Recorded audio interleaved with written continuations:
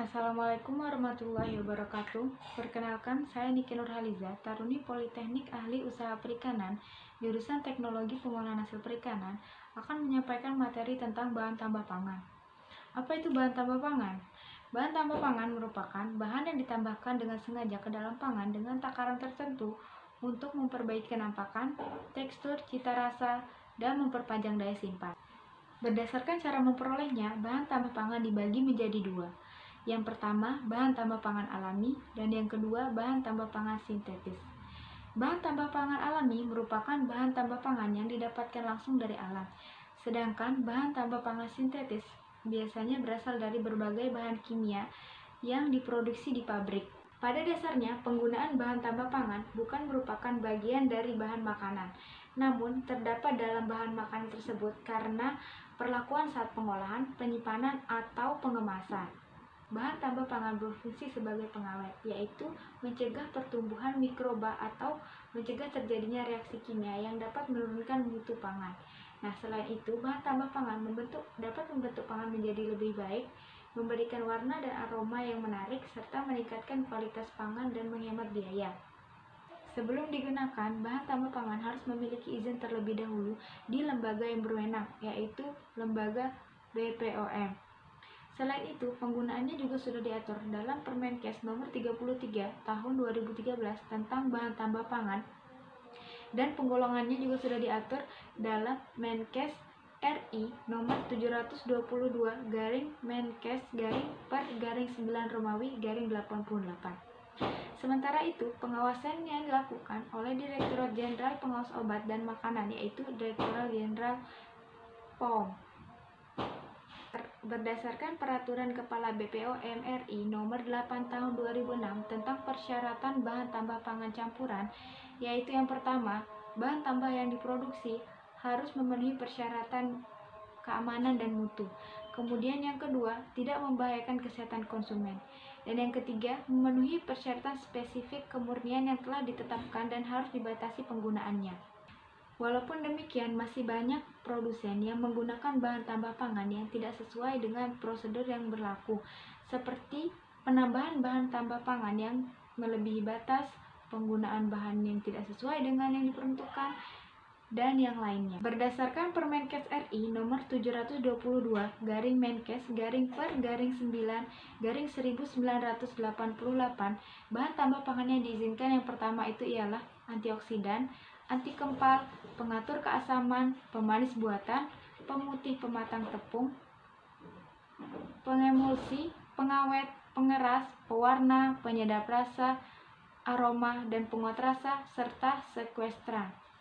Bahan tambah pangan yang sudah disebutkan, ada 3 jenis bahan tambah pangan yang biasa kita temukan di kehidupan sehari-hari. Yang pertama, pemanis buatan, pengawet, kemudian penyedap rasa. Pemanis buatan merupakan bahan tambah yang menyebabkan rasa manis pada makanan yang tidak atau hampir tidak memiliki nilai gizi. Siklamat merupakan salah satu pemanis buatan yang banyak ditemukan di Indonesia. Siklamat memiliki sifat yang larut serta rasa manis yang masih bisa dirasakan pada tingkat pelarutan 1:10 per liter air. Kemudian pengawet merupakan bahan tambah yang dapat mencegah atau menghambat terjadinya fermentasi pengasaman pada makanan yang dapat menyebabkan pertumbuhan mikroba dengan cara menghambat enzim, menghambat sistem genetika sel, dan merusak dinding sel. Natrium benzoat merupakan bahan pengawet yang umum digunakan karena memiliki sifat yang mudah larut. Kemudian pada penggunaannya, natrium benzoat banyak ditemukan pada sediaan farmasi, kosmetik, dan sari buah-buahan. Kemudian penyedap rasa dan aroma. Penyedap rasa dan aroma dapat menambah atau mempertegas rasa dan aroma pada makanan. Penyedap rasa dan aroma dibagi menjadi dua, yaitu yang pertama penyedap rasa dan aroma alami dan penyedap rasa dan aroma sintetis. Penyedap rasa dan aroma alami berasal dari rempah-rempah seperti merica, jahe, cengkeh, dan lain-lain. Sedangkan untuk penyedap rasa dan aroma sintetis itu seperti MSG atau micin. Menurut Permenkes RI Nomor 77/Menkes/per/9 Romawi/1988, bahan tambah pangan yang tidak diizinkan meliputi natrium benzoat atau boraks, formalin, rodamin B, dan metanil yellow. Boraks merupakan zat pengawet yang biasa digunakan pada industri tekstidermi, insektidarium, dan herbarium. Namun saat ini banyak produsen yang menggunakan boraks ini sebagai pengawet pada industri rumah tangga, seperti pada pembuatan bakso dan mie. Padahal mengkonsumsi pangan yang mengandung boraks dapat mengakibatkan gangguan pada tubuh. Boraks yang tertelan dapat mengakibatkan gangguan saraf, ginjal, dan hati. Kemudian formalin. Jika formalin tertelan oleh tubuh, dapat mengakibatkan iritasi dan rasa terbakar pada mulut dan esofagus. Kemudian nyeri pada dada, perut, diare, dan gagal ginjal. Mengkonsumsi formalin terus-menerus dapat mengakibatkan iritasi pada membran mukosa dan bersifat karsinogenik. Kemudian rodamin B. Rodamin B merupakan zat pewarna yang apabila digunakan pada produk pangan dapat menimbulkan kerusakan hati, bahkan kanker hati. Kemudian yang terakhir ada metanil yellow. Metanil yellow merupakan bahan pewarna sintetik berbentuk serbuk berwarna kuning kecoklatan.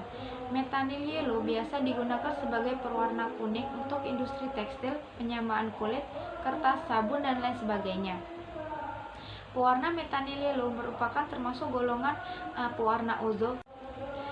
Senyawa ini bersifat iritan sehingga jika tertelan dapat menyebabkan iritasi saluran pencernaan.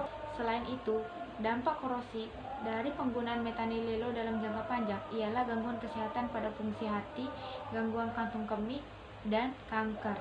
Sekian hanya itu yang bisa saya sampaikan. Wassalamualaikum warahmatullahi wabarakatuh.